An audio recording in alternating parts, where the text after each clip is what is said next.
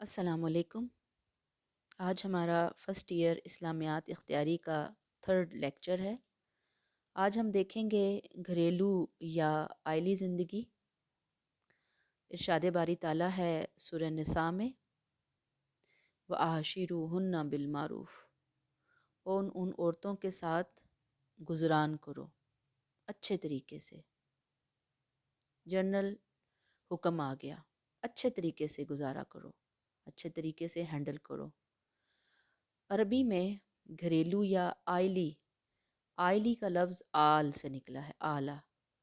یہ آلہ یا ایلا، ایلن، ایالن، اہل و عیال جیسے ہم لفظ پڑھتے ہیں نا، تو جو عیال ہے نا وہ آلہ سے لفظ سے نکلا، یعنی اس کا روٹ یہ ہے۔ اب اس کی اتنی ڈیپتھ میں جانے کی آپ کو ضرورت نہیں ہے، یہ جسٹ میں نے آپ کو سمجھا دیا۔ جو عربک پڑھنے والے لوگ ہیں ان کو یہ باتیں زیادہ سمجھ آئیں گی، لیکن آپ تو سارے ہی عربک پڑھتے ہیں ماشاءاللہ، تو آ جائے گی آپ کو سمجھ کہ اس کا روٹ ورڈ جو ہے نا وہ آلہ ہے۔ اس سے ویسے مراد کسی کی معاش کی کفالت کرنا ہے، معاش یعنی فائنینشلی سپورٹ کرنا۔ اب آئلی زندگی سے مراد کون سی زندگی ہے؟ ظاہری بات ہے کہ ایک انسان جن لوگوں کی معاشی ذمہ داری، فائنینشلی سپورٹ یا رسپانسبلٹی اپنے اوپر لیتا ہے، اگرچہ بنیادی طور پر اس میں میاں بیوی بچے شامل ہوتے ہیں، یعنی بیسیکلی ایک جو فیملی ہوتی ہے وہاں پہ فیملی ممبر میں جو شوہر ہوتا ہے، والد ہوتا ہے، وہ یہ ذمہ داری لیتا ہے کہ میں کما کر لاؤں گا اور اپنی فیملی کو سپورٹ کروں گا۔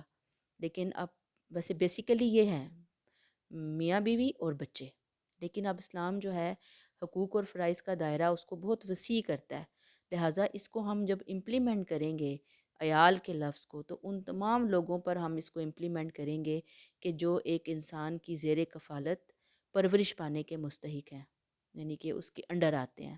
مثلاً دور اور نزدیک کے رشتہ دار ہیں، مطلب وہ رشتہ دار ہیں جیسے سپوز اس کی بہنوں کی شادی نہیں ہوئی ہے، بھائی چھوٹے ہیں، ابھی ان کی جاب نہیں لگی، وہ پڑھ رہے ہیں، والد نہیں ہیں یا والد کی آمدنی اتنی نہیں ہے، پھر اس کے علاوہ گھر میں ملازم ہیں، خادم وغیرہ ہیں، تو وہ سب آئلی زندگی کے اندر آئیں گے۔ یعنی گھریلو آئلی زندگی میں بیسیکلی میں نے آپ کو کیوں بتایا کون ہے، میاں بیوی بچے، لیکن اس کے بعد پھر اس کے پیرنٹس بھی آ سکتے ہیں۔ کیوں؟ اگر پیرنٹس ضعیف ہیں، کمزور ہیں، وہ کما نہیں سکتے، بیمار ہو گئے ہیں، ان میں سے ایک ہے ایک نہیں ہے، تو ظاہری بات ہے پھر یہ بیٹے کی ذمہ داری آ جاتی ہے، بہن بھائیوں کی ذمہ داری آ جاتی ہے، اور پھر ملازمین بھی آ جاتے ہیں۔ ممکن ہے کہ کوئی پھپھو ہیں وہ بیوہ ہو کر گھر آ کر بیٹھی ہوئی ہیں، کوئی اور رشتہ ہے ایسا جس کو اس کو لک آفٹر کرنی ہے، تو وہ سب آئلی زندگی کے اندر آتے ہیں۔ اب آپ کو یقیناً سمجھ آ گیا ہوگا کہ آئلی یعنی گھریلو زندگی، اور اس گھریلو زندگی کے انسان پر عائد ہونے والے فرائض، اس کے مقاصد کیا ہیں، آئلی زندگی کے مقاصد کیا ہیں۔ مثلاً قرآن سب سے بڑھ کر کیا کہتا ہے؟ بقائے نسل انسانی۔ یہ بقائے نسل انسانی کیا ہے؟ ظاہری بات ہے کہ یہ آئلی زندگی کا بنیادی اور اولین مقصد ہے کہ انسان کی نسل کو پروٹیکشن ملے، آنے والے بچوں کو پروٹیکشن ملے۔ یہاں پہ رک کر ہم تھوڑا سا یہ بات جانتے ہیں کہ اللہ تعالیٰ نے جب انسانیت کو پیدا کیا، دنیا میں بھیجا، تو ایک فیملی سے اس کا آغاز کیا، ٹھیک ہے؟ میاں بیوی پر یہ ذمہ داری ڈالی کہ بچہ پیدا ہونا ہے، اور انسان کا جو بچہ ہے آپ دیکھیں گی اور فیل کریں گی، اس کو آبزرو کیجئے گا، جانور اور انسان کے بچے میں زمین آسمان کا فرق ہوتا ہے۔ جانور کا بچہ آپ دیکھیں، چوزا انڈے سے نکلتا ہے نا، تو وہ چند گھنٹوں بعد ہی چوں چوں چوں چوں کرتا ہوا پھرنا شروع کر دیتا ہے۔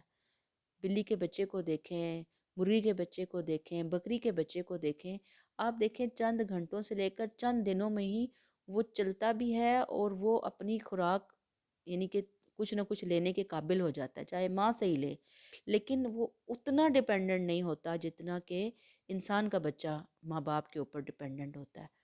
اس کو ایک لمبا عرصہ چاہیے ہوتا ہے۔ اب آپ اپنے ارد گرد اپنے آپ کو، اپنے بہن بھائیوں کو دیکھیں کہ 15 16 17 سال کے ہو گئے ہیں، لیکن اپنے پیرنٹس پہ ہم ڈیپینڈنٹ ہوتے ہیں، ٹھیک ہے؟ پیرنٹس پیمپر کر کے رکھتے ہیں، یہ نہیں ہوتا کہ بچہ پیدا ہوا 2-4 دنوں کے بعد، مہینے 2 مہینے کے بعد پیرنٹس نے ان کو پھینک دیا اور بچے جناب اپنی مرضی سے ہی پال رہے ہیں، ٹھیک ہے، ایسا نہیں ہوتا۔ انسان کے بچے کو فیملی کی پروٹیکشن چاہیے، پیرنٹس کی پروٹیکشن چاہیے، اس کو رشتے چاہیے، اس کو نانی نانا دادی دادا خالہ ماموں پھوپھا پھوپھی چچا، یہ سارے رشتے چاہیے اس کو۔ ایک اچھے بچے کے حوالے سے، اس کی تعمیر شخصیت کے حوالے سے اس کو سارے پیار کرنے والے اچھے رشتے چاہیے، اور کچھ رشتے نیگیٹو بھی ہوتے ہیں تاکہ وہ گھر سے ہی سیکھے کہ نیگیٹو کیسے ہوتے ہیں اور اچھے کیسے ہوتے ہیں، اور مجھے ان سے ہینڈل کیسے کرنا ہوتا ہے۔ اسی لیے اللہ تعالیٰ نے گھریلو زندگی، میاں بیوی کے رشتے کو بہت اہمیت دی۔ اللہ تعالیٰ نے اس میں سب سے اہم تو یہی بتایا کہ بھئی انسان جو ہے وہ دو لوگ جب جوانی آ جائے گی، وہ ذمہ داریاں اٹھانے کے قابل ہوں گے تو وہ نکاح کے رشتے میں خود کو باندھیں گے، ایک دوسرے سے ناجائز تعلقات قائم نہیں کریں گے۔ کیوں؟ اس لیے کہ جب ناجائز تعلقات ہوں گے، ان سے جو بچے وجود میں آئیں گے وہ کس کو اپنا باپ کہیں گے؟ ماں تو چلیں وہ ڈھونڈ ہی لیں گے، باپ کس کو کہیں گے؟ مختلف قسم کے لوگوں سے اگر ایک عورت کے تعلقات ہیں تو وہ کس ایک عورت کو نام دے گی باپ کے حوالے سے اس بچے کو؟ تو پھر وہ جو بچہ اس ماں کی کوکھ سے آئے گا، وہ دنیا میں آئے گا، اسے باپ نہیں ملے گا، اسے خاندان نہیں ملے گا، وہ پورے معاشرے میں اچھی نگاہ سے نہیں دیکھا جائے گا، اس کو حرام کا بچہ کہا جائے گا۔ آپ سوچیں کہ اس کی پرسنالٹی بالکل تباہ و برباد ہو جائے گی۔ اور جب اس طرح کی نفسیاتی مسائل والے بچے دنیا میں آئیں گے تو انہوں نے معاشرے کی کیا خدمت کرنی ہے؟ انہوں نے کیا نیک نامی کمانی ہے؟ انہوں نے کیا پازیٹیو کردار ادا کرنا ہے؟ کیا کنٹریبیوشن کرنا ہے معاشرے کی فلاح و بہبود کے لیے؟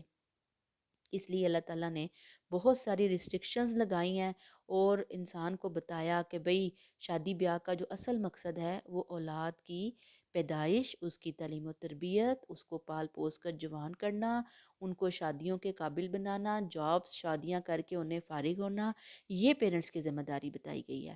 شادی بیاہ کا مقصد صرف عیش و عشرت، لذت، گھومنا پھرنا، کھانا پینا، کپڑے پہن لینا اچھے اچھے، یہ نہیں ہے، بلکہ ایک انسان کا وجود آتا ہے اور انسان کو چاہیے ہوتا ہے۔ اور پھر آپ دیکھیں کہ بچپن میں بچے کو فیملی چاہیے تو بوڑھے ہو کر پیرنٹس کو اپنے بچوں کی سپورٹ اور گھر چاہیے ہوتا ہے۔ اب دونوں ہی ایک دوسرے کے ساتھ ضرورت کے تحت بندھے ہوئے ہیں۔ اب اگر فیملی کو ہم امپورٹنس نہیں دیں گے تو یہ سارے معاملات کیسے ہوں گے؟ بہت مشکل ہو جائے گا۔ تو بہرحال انسانی زندگی، عائلی زندگی، گھریلو زندگی کا اسلام میں سب سے اہم فرض کیا ہے؟ کہ نسل انسانی چلے، ان کا تسلسل ہو، کنٹینیوشن ہو، بقا ہو، تحفظ ہو۔ اسی لیے اللہ تعالیٰ نے فرمایا سورہ نساء آیت 1 میں، یا ایھا الناس اتقوا ربکم الذی خلقکم من نفس واحدہ وخلق منہا زوجہا وبث منہما رجالا کثیرا ونساء۔ اے لوگو اپنے رب سے ڈرو جس نے تم کو ایک جان یعنی آدم سے پیدا کیا، اسی سے اس کا جوڑا یعنی اماں حوا کو بنایا، اور ان دونوں سے پھیلائے بہت سے مرد اور عورتیں، یعنی انہی کی بیسیکلی اولاد ہے نا۔ اللہ سے ڈرو، بس یہاں تک روک لیں، ٹھیک ہے، اس کو یہ کافی ہے۔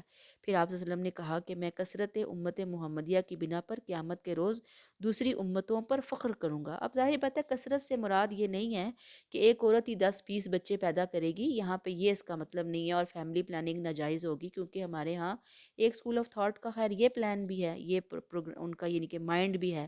اس سے مراد ظاہری بات ہے نا کہ آپ چونکہ پوری انسانیت کے لیے رسول بنا کر آئے ہیں، اور پھر کیا عرب، کیا عجم، کیا مشرق، کیا مغرب، کیا شمال، کیا جنوب، تو یہ لوگ سارے جامل ہیں نا آپ صلی اللہ علیہ وسلم کی امت کے حوالے سے، اگر جو اسلام لے آتے ہیں آپ کے اوپر، تو کثرت پھر اس طریقے سے ہوگی۔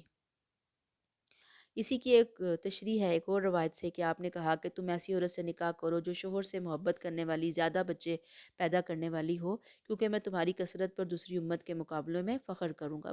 مراد یہ کہ زیادہ بچے، اب یہ کم بچے خوشحال گھرانہ جو ہمارے ہاں نعرہ ہے، یہ بھی ایک خیر زیادتی ہے۔ اگر 2 سے زیادہ بھی کسی کی گنجائش ہے، گنجائش مین کہ صحت اجازت دیتی ہے سب سے بڑھ کر، اور پیسہ ہے یا نہیں ہے یہ دوسرے کیٹیگری کا معاملہ آ جاتا ہے۔ مین یہ ہے کہ عورت کی صحت اگر اجازت دیتی ہے، وہ اتنے بچوں کی لک آفٹر کر کے ان کی اچھی پرورش کر سکتی ہے، ان کو اچھا انسان بنا سکتی ہے، کیونکہ اصل ذمہ داری تو عورت پہ ہوتی ہے نا۔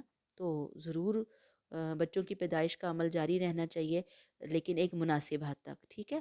اور اگر کسی کوئی سمجھتا ہے کہ نہیں ہم تو 8-10 بھی سنبھال سکتے ہیں، تو ویل اینڈ گڈ، بہت اچھی بات ہے۔ اب اس میں ایک اور سورہ بقرہ کی آیت ہے 223، نساؤکم حرث لکم فأتوا حرثکم انا شئتم وقدموا لانفسکم، تمہاری عورتیں تمہاری کھیتی ہیں، پس تم اپنی کھیتی میں آؤ جہاں سے چاہو اور اپنے لیے آگے بھیجو۔ یہ کھیتی، اصل مراد یہاں پہ کھیتی سے ناراض ہونے والی بات نہیں ہے۔ آپ کو میں بتاؤں کہ عربوں کے ہاں ان کی سب سے قیمتی ترین متاع، ان کے فخر کا ذریعہ، ان کے لیے زینت کا ذریعہ ان کے کھیت ہوتے تھے۔ تو عورت کو کھیت سے تشبیہ دی کہ جس طرح کھیتوں کو تم اہمیت دیتے ہو، امپورٹنس دیتے ہو، ان کو اپنی جان سے زیادہ عزیز رکھتے ہو، ان کی کیئر کرتے ہو، عورتیں بھی تمہاری کھیتیاں ہی ہیں۔ جہاں سے چاہو آؤ، جہاں سے چاہو آؤ سے مراد یہ کہ جو اللہ نے حکم دیا ہے، جس طریقے سے اللہ نے کہا شادی کرو، شادی کر کے ان سے تعلقات قائم کرو اور پھر اپنے آگے لے آگے بھیجو، یعنی اولاد کا حصول یہ تمہاری مراد ہونی چاہیے۔ لیکن اب اس کا یہ مطلب تو نہیں ہے کہ اب ایک میاں بیوی جب تعلقات قائم کریں گے، شادی ہوگی تو بس ہر سال ہی ان کے بیبیز ہو رہے ہوں گے، یہ مراد نہیں ہے اس آیت کی۔ بعض لوگوں نے اس سے یہ مراد لیا ہے، لیکن اصل میں یہ مراد نہیں ہے۔ جب آپ تھوڑی اور بڑی ہوں، کچھ پڑھنا چاہیں تو اس ٹاپک کو مختلف اسکالرز سے ضرور سیکھیے۔ پھر تربیت اولاد آ جاتی ہے۔ اب اولاد کی تربیت ظاہر بات ہے جب آئلی زندگی ہے تو سب سے بڑھ کر یہ کہ نسل انسانی ہر جو گروپ آئے گا، شادی ہوگی، اس نے آگے کے لیے اپنی آنے والی جنریشن کے لیے بچوں کی پیدائش، ان کی تربیت، یہ کام، یہ ذمہ داری لینی ہے۔ اس میں پھر تربیت آ جاتی ہے۔ ظاہری بات ہے جیسے ابھی میں نے اتنی لمبی آپ کو تقریر کر کے سنائی کہ جی بچے، انسان کے بچے اپنے پیرنٹس کے بہت زیادہ محتاج ہوتے ہیں۔ پیرنٹس کی ذمہ داری ہے کہ بچوں کی اخلاقی تربیت سب سے امپورٹنٹ بات، پھر جسمانی تربیت، پھر روحانی تربیت، یعنی یہ ساری تربیتیں کرنا پیرنٹس کی اولین ذمہ داریاں ہیں۔ اب ہمارے ہاں پیرنٹس علمی تربیت تو کر رہے ہوتے ہیں، جسم کو بھی خوب پال رہے ہوتے ہیں، کھانے پینے کا بھی خیال رکھ رہے ہوتے ہیں، لیکن ان کی اخلاقی اور روحانی تربیت بہت کم ہی ہوتا ہے۔ بس یہ ہے کہ قاری صاحب لگوا دیے، وہ آئیں گے قرآن پڑھا دیں گے، یہ جا تو وہ جا، نہیں، ایسا نہیں ہے۔ اللہ تعالیٰ نے ان کی ذمہ داری رکھی۔ قرآن سورہ تحریم آیت 6 میں ہے، قُوا أَنفُسَكُمْ وَأَهْلِيكُمْ نَارًا، تم اپنے آپ کو اور اپنے گھر والوں کو اس آگ سے بچاؤ۔ پھر نبی کریم صلی اللہ علیہ وآلہ وسلم نے فرمایا کہ خبردار، تم میں سے ہر شخص رائی ہے اور ہر شخص سے اس کی رعیت کے بارے میں سوال کیا جائے گا، یعنی اس کی رعایا کے بارے میں پوچھا جائے گا۔ تو اب رعایا، اس کے بچے ایک پیرنٹس کے لیے اس کی مخلوق ہے، اس کی رعایا ہیں، تو ان سے پوچھا جائے گا۔ اب یہاں پہ ایک اور حدیث ہے کہ اسی حدیث کا ٹکڑا ہے کہ مرد اپنے گھر والوں کا نگہبان ہے، اس سے اس کی رعیت کے بارے میں، یعنی اس کی بیوی اور بچوں کے بارے میں اس سے پوچھا جائے گا کہ بھئی ان کی کیا تم نے اخلاقی، روحانی، جسمانی تربیت کی تھی، حق ادا کیا تھا یا نہیں کیا تھا۔ عورت اپنے شوہر کے گھر اور بچوں کی محافظ و نگہبان ہے، اس سے اس کے حوالے سے پوچھا جائے گا۔ ایسے ہی پھر تحفظ اخلاق آ جاتا ہے۔ خانگی زندگی کا ایک مقصد اخلاق اور عصمت و عزت کی حفاظت ہے، عصمت کی حفاظت ہے۔ قرآن نے نکاح کو قلعہ قرار دیا۔ قلعہ مین جیسے کہ ایک قلعے میں آپ نے دیکھا ہوگا، مختلف قلعے ٹی وی میں کم از کم دیکھے ہوں گے، اگر خود سے نہیں آپ نے وزٹ کیا تو قلعے اس زمانے میں بہت محفوظ ترین رہائش کی جگہیں، پناہ گاہیں سمجھی جاتی تھیں، اتنے مضبوط وہ ایک طرح سے اس کے اندر گھر ہوتے تھے، ساری چیزیں اس قلعوں کے اندر ہوا کرتی تھیں۔ تو یہ قلعہ، نکاح جو ہے وہ قلعہ ہے۔ جب کوئی انسان نکاح کرتا ہے تو پھر اس کو اخلاقی اعتبار سے ایک بے داغ سیرت، عصمت، پاکیزگی یہ اختیار کرنا یہ بہت ضروری ہے، چاہے مرد ہے چاہے عورت ہے۔ اللہ تعالیٰ نے سورہ نساء میں فرمایا وَالْمُحْصَنَاتُ مِنَ النِّسَاءِ إِلَّا مَا مَلَكَتْ أَيْمَانُكُمْ كِتَابَ اللَّهِ عَلَيْكُمْ وَأُحِلَّ لَكُمْ مَا وَرَاءَ ذَلِكُمْ أَن تَبْتَغُوا بِأَمْوَالِكُمْ مُحْصِنِينَ غَيْرَ مُسَافِحِينَ، اور خامند والی عورتیں حرام ہیں مگر کافروں کی عورتیں جن کے مالک تمہارے داہنے ہاتھ ہو جائیں، تم مالک ہو جاؤ، یہ تم پر اللہ کا حکم ہے، اور ان کے سوا سب عورتیں تمہارے لیے حلال کی گئیں بشرط یہ کہ تم چاہو اپنے مالوں سے قید میں لانے کو، اپنے مالوں سے قید نکاح میں لانے کو، نہ کہ ہوس رانی کرنے کو۔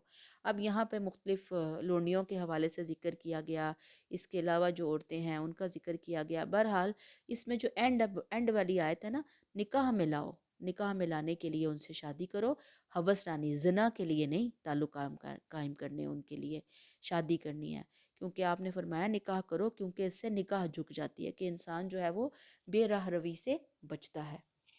پھر عائلی زندگی کی اہمیت اور اس کے فوائد کیا ہیں؟ ظاہری بات ہے کہ یہ معاشرے کی ضرورت ہے۔ اب معاشرہ جو ہے وہ خاندان سے بنتا ہے، خاندان جو ہے وہ ایک بنیادی اینٹ ہوتی ہے، وہی معاشرہ مثالی معاشرہ کہلاتا ہے جہاں پہ گھر جو ہیں، خاندان، فیملی ہر لحاظ سے مضبوط ہو، اخلاقی اعتبار سے، معاشرتی اعتبار سے۔ اب معاشرہ ایسے ہے جیسے مکان ہوتا ہے، اور ظاہر بات ہے کہ کون سا مکان مضبوط ہوگا کہ جس کی ایک ایک دیوار اور پھر دیواروں کی ایک ایک اینٹ پختہ اور پکی ہوگی۔ اب جس مکان کی جو اینٹیں ہیں وہ بسیدہ ہیں، بسیدہ مین بالکل اکھڑی ہوئی ہیں، جگہ جگہ سے ٹوٹ رہی ہیں، مکان گرنے والا ہے، شتیر جو ہیں شکست خوردہ شتیر۔ آج کل تو ہم چھتوں پہ لینٹر ڈالتے ہیں نا، اس زمانے میں لکڑی ایک راڈ لکڑی جیسے ہوتی ہے نا، اس کے پلرز بنا بنا کے اوپر ڈالتے تھے اور اوپر مٹی وغیرہ ڈالی جاتی تھی، ان کو شتیر شکست خوردہ یعنی کہ بالکل ٹوٹنے والے ہیں، ناقص ہیں، یعنی کہ اچھے نہیں ہیں کوالٹی وائز۔ تو ایسا مکان آندھی کا مقابلہ نہیں کر سکے گا۔ کون سا مکان کرے گا؟ ظاہری بات ہے کہ جو مضبوط ہے، پختہ بنا ہوا ہے۔ یہی حالت معاشرے کی ہے۔ اگر معاشرے کے ہر خاندان کے حالات درست ہوں گے، آپس میں لوگ ہیلدی ہوں گے، ایک دوسرے کے ساتھ اچھے پیار محبت کے ساتھ رہ رہے ہوں گے، خوبصورتی معاملات ہوں گے، تو معاشرہ توانا اور تندرست ہوگا۔ لیکن جس معاشرے کے خاندان میں اختلاف ہوگا تو معاشرہ بھی ناتواں اور کمزور ہوگا۔ پھر یہ تو تھا معاشرتی ضرورت، پھر آ جاتا ہے دین اور ایمان کی حفاظت۔ اسی لیے نبی کریم نے فرمایا نا کہ دین جو ہے نا وہ ایک عورت سے نکاح 4 باتوں کی وجہ سے کیا جاتا ہے: مال، حسب و نسب یعنی اس کا جو خاندان ہے، اس کے حسن یا اس کی دینداری۔ تم دیندار عورت کو دین کو حاصل کرو۔ جہاں عورت ہے وہاں مرد ہے، دونوں کے لیے یہی کرائٹیریا بتایا گیا۔ اسی لیے ایک حدیث میں نکاح کو نصف ایمان قرار دیا گیا۔ پھر کچھ صحابی تھے، وہ آپ صلی اللہ علیہ وسلم سے مختلف خیالات کا اظہار کر رہے تھے۔ کسی نے کہا میں ہمیشہ روزہ رکھوں گا، دوسری نے کہا میں رات بھر عبادت کروں گا، تیسرے نے کہا بیوی بچوں سے کوئی تعلق نہیں رکھوں گا۔ آپ صلی اللہ علیہ وسلم نے جب یہ گفتگو سنی تو آپ نے کہا کہ تم ایسے خیالات کا اظہار کر رہے، میں سید الانبیاء ہوں، میری 9 بیویاں ہیں، اس سے نکاح کی تاکید ثابت ہے۔ پھر آپ نے کہا کہ میں شادی بھی کرتا ہوں، میں یعنی کہ ان سے تعلقات بھی قائم کرتا ہوں، میں روزے بھی رکھتا ہوں، میں بغیر روزے کی بھی رہتا ہوں، میں عبادت بھی کرتا ہوں، میں سوتا بھی ہوں، ان سارے کام کرنا ہوتا ہے۔ اور پھر آپ نے فرمایا کہ صالح اور دیندار بیوی دنیا کی افضل ترین متاع ہے۔ ظاہری بات ہے کہ اگر ایک مرد بھی دین اور ایمان والا ہے، وہ بھی ایک عورت کے لیے بڑی قیمتی متاع ہے۔ تو نکاح سے دین اور ایمان کی حفاظت ہوتی ہے۔ پھر سکون اور اطمینان، یہ بہت اہم بات ہے۔ نکاح سے سکون اور اطمینان زندگی کے اندر آتا ہے۔ سورہ روم میں وَمِنْ آیَاتِهِ أَنْ خَلَقَ لَكُم مِّنْ أَنفُسِكُمْ أَزْوَاجًا لِتَسْكُنُوا إِلَيْهَا، اور اس کی نشانیوں میں سے ہے کہ اس نے تمہارے لیے پیدا کیے تمہارے جنس سے جوڑے تاکہ تم ان کے پاس سکون حاصل کرو۔ یعنی انسان جب دن بھر محنت و مشقت میں لگا رہتا ہے تو ظاہر بات ہے کہ شام کے وقت وہ ایسے گوشے کی تلاش میں جاتا ہے جہاں وہ سکون حاصل کر سکے۔ تو یہ گوشہ اس کا گھر ہوتا ہے کہ جب کوئی گھر میں داخل ہوگا، وہاں پہ آگے بیوی ہوگی، خوشی خوشی اس کو ویلکم کہے گی۔ بندہ جو ہے وہ سارا دن جو محنت مشقت کر کے آیا، اپنے غم پریشانیاں بھول جائے گا، صبح کو تازہ دم ہو کر پھر باہر جائے گا، نئے حوصلے سے روزی روٹی کمائے گا۔ اسی لیے نبی کریم صلی اللہ علیہ وسلم نے فرمایا کہ دنیا کا بہترین ساز و سامان نیک بیوی ہے، یعنی اچھی بیوی۔ تو ایسے ہی شوہر کا بھی کام ہے کہ وہ گھر آئے تو بیوی کو بھی وہ سکون پہنچانے کی کوشش کرے، آخر وہ بھی تو گھر کے کام کاج میں لگی ہوئی ہوتی ہے۔ اب وہ باہر آتے ہی بیوی پہ برسنا شروع کر دے، ڈانٹ پھیلانا شروع کر دے، اتنا ڈراوا ہو کہ بچے جو ہیں وہ کونوں خدروں میں چھپ جائیں، تو یہ بھی ایک اچھی چیز نہیں ہے۔ ایک اچھی فیملی جہاں پہ پیار ہو، محبت ہو، سکون ہو، ایک دوسرے کی رائے کا احترام کیا جائے، خیال رکھا جائے۔ پھر احساس ذمہ داری، کہ خاندانی زندگی سے آدمی میں احساس ذمہ داری پیدا ہوتی ہے۔ جب آدمی تنہا ہوتا ہے تو اس کی سوچ صرف اپنی ذات تک محدود ہوتی ہے۔ نکاح کے بعد اس پر بیوی کے خرچ کا بوجھ اور بعد میں اولاد کی پرورش و تربیت کی ذمہ داری آن پڑتی ہے، ظاہری بات ہے۔ اور کئی نئی رشتہ داریاں، مثلا سالی ہے، ان کے گھر والے آگے، سالہ ہے، سسرال کے اور بہت سارے لوگ آ جاتے ہیں۔ ایسے ہی جب عورت شادی ہو کر آتی ہے تو اس کی آگے بہت ساری ذمہ داریاں بڑھ جاتی ہے۔ تو جو مرد ہے اس میں رزق کے حصول کے ایک تلاش کا جذبہ جو ہے وہ بڑھتا ہے۔ پہلے اگر وہ کم محنت کرتا تھا تو اب فیملی آ گئی ہے تو اس کو خوب محنت لگا کر کام کرنا پڑتا ہے، کوشش کرتا ہے، تو اللہ بھی برکت ڈالتا ہے۔ اللہ تعالیٰ نے قرآن میں کہا وَأَنكِحُوا الْأَيَامَ مِنكُمْ وَالصَّالِحِينَ مِنْ عِبَادِكُمْ وَإِمَائِكُمْ إِن يَكُونُوا فُقَرَاءَ يُغْنِهِمُ اللَّهُ مِنْ فَضْلِهِ وَاللَّهُ وَاسِعٌ عَلِيمٌ۔ اور تم نکاح کرو اپنی بیوہ عورتوں کا اور اپنے نیک غلاموں کا اور اپنی کنیزوں کا، اگر وہ تنگ دست ہوں تو اللہ انہیں غنی کر دے گا اپنے فضل سے، اور اللہ وسعت والا علم والا ہے۔ تو ایسے نکاح کر کے دیے جائیں گے۔ اسی لیے نبی کریم صلی اللہ علیہ وسلم نے فرمایا کہ جس شخص نے 3 بیٹیوں کی پرورش کی، ان کی اچھی تربیت کی، ان کی شادی کی اور ان کے ساتھ اچھا سلوک کیا، وہ جنت میں جائے گا۔ پھر محبت و شفقت، ظاہری بات ہے کہ عورت اور مرد میں محبت نہ ہو تو زندگی یہ جیرن ہو جاتی ہے۔ اللہ نے یہ محبت رکھی، اللہ نے قرآن میں فرمایا وَجَعَلَ بَيْنَكُم مَّوَدَّةً وَرَحْمَةً، اس نے تمہارے درمیان محبت اور مہربانی پیدا کی۔ اور یہ ظاہر بات ہے جوانی سے ہو، بڑھاپے میں یہ محبت، شفقت اور ہمدردی میں ڈھال جاتی ہے، اور پوری زندگی انسان میاں بیوی ایک دوسرے کی محبت و شفقت میں زندگی بسر کرتے ہیں۔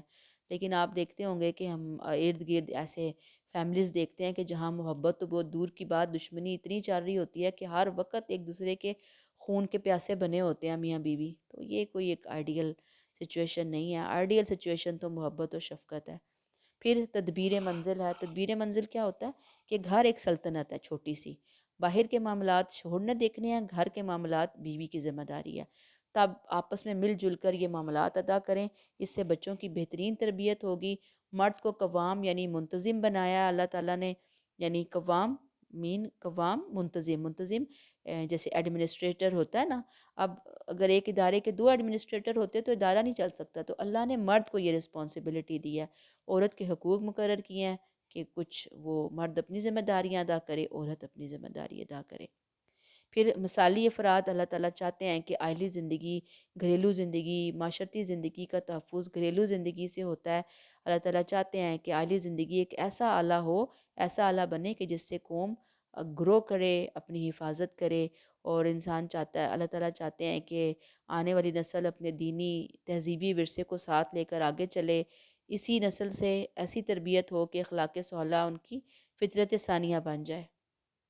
تو بہرحال ضرورت کیا ہے کہ گھروں کے اندر ایسے افراد تیار کیے جائیں جو تہذیبی روایات کے وارث بنیں، معاشرتی اقدار کی حفاظت کریں، جنریشن ٹو جنریشن اچھی چیزیں آگے فارورڈ ہوں، آگے ٹرانسفر ہوں، آگے وراثت میں جائیں۔ یہ مثالی افراد ہی کر سکتے ہیں۔ پھر کشادہ رزق ہوتا ہے کہ اس سے رزق میں کشادگی آتی ہے نکاح کے حوالے سے۔ آپ صلی اللہ علیہ وسلم نے فرمایا نکاح کے ذریعے رزق تلاش کرو۔